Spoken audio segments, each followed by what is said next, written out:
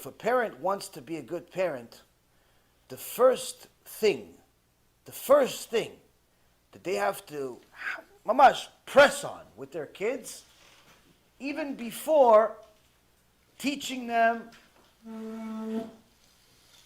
about all the details of the Torah, about the mitzvot and everything else. Even before the educational age usually starts around 6. Even before that. At 4, at 5. There's one thing you want to make sure to teach your kid and press on it as much as possible. Always remember, do it in the right way.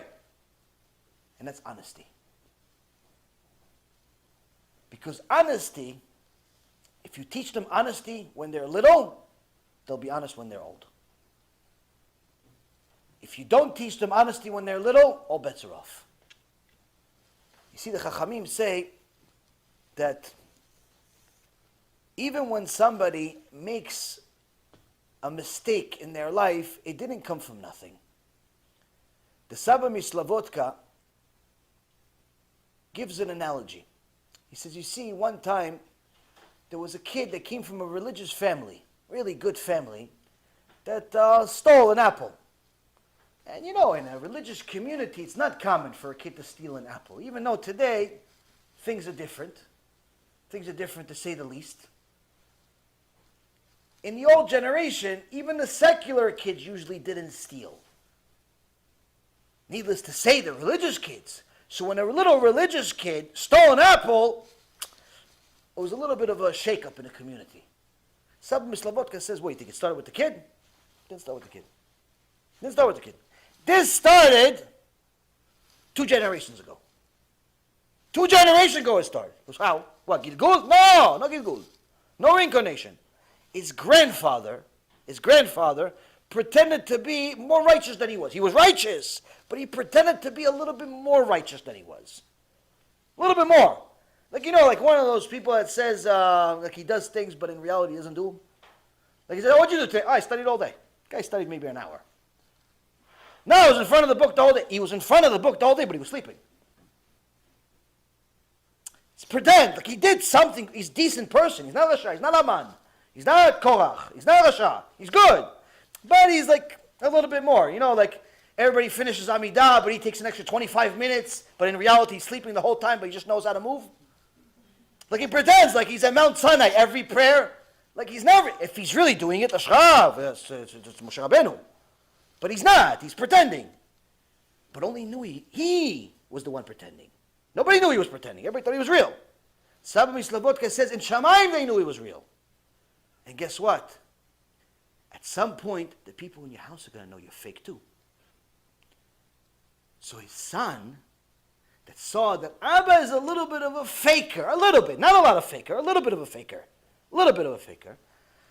So the son said, it's not so bad to be a little bit of a faker, not a big faker, no, not a little bit of a faker, a little mini faker. So one day the son gave a shiur. Son, a big kavod for the family to give a shiur. So the son gave a shiur, and he said a chidush. Now, the chidush came from the Maharsha, who got it from the Rambam, who got it from the Gemara, who got it from a source in the Torah. But the guy said, it's such a beautiful, delicious chidush, I'm going to put my name on it. Nobody knows in this Keilah who's... Anybody here know who Maharsha is? You don't know who Maharsha is. Anybody know who Rambam is? You don't know who Rambam is. I'm going to say it's me. I'm Steve. I have a chidush. And everybody's like, wow, Steve, Talmid Chacham.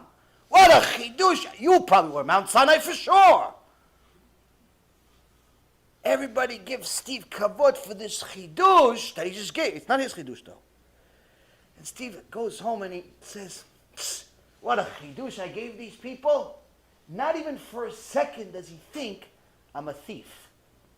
I just said a chidush in my name. And it's not my chidush. It's not my insight. Yeah, but the Maharsha, he's not even in this world anymore. You're a few hundred years ago.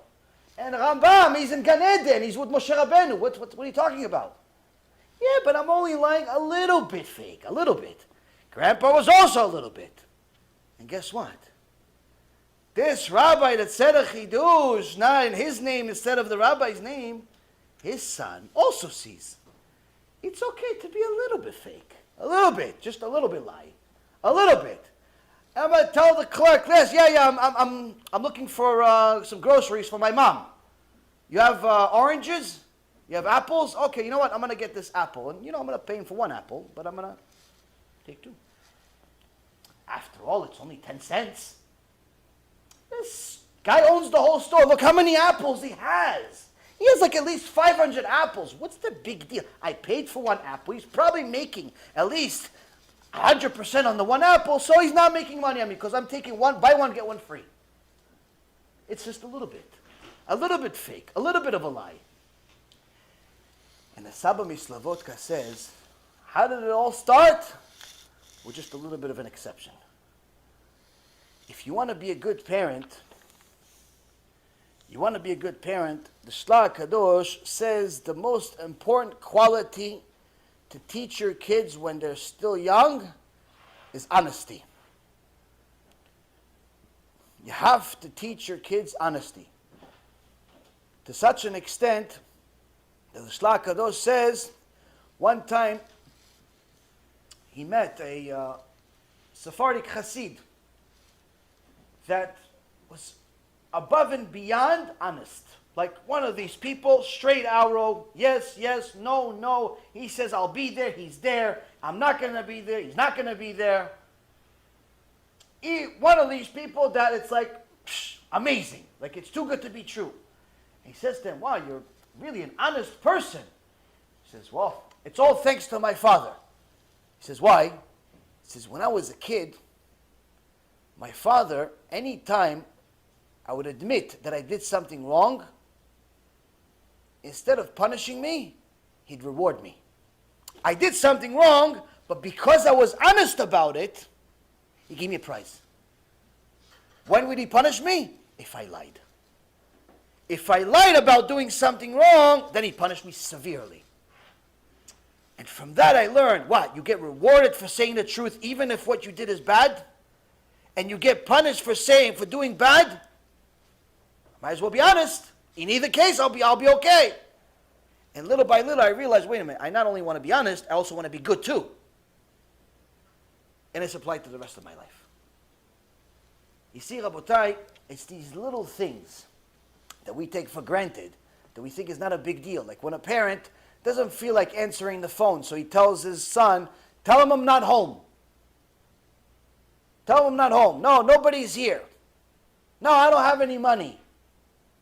Somebody came for tzedakah. No, we don't have any money. The guy has $50,000 in his bank. And maybe $500 in his pocket. But he doesn't feel like giving it to him. No, I don't have anything on me.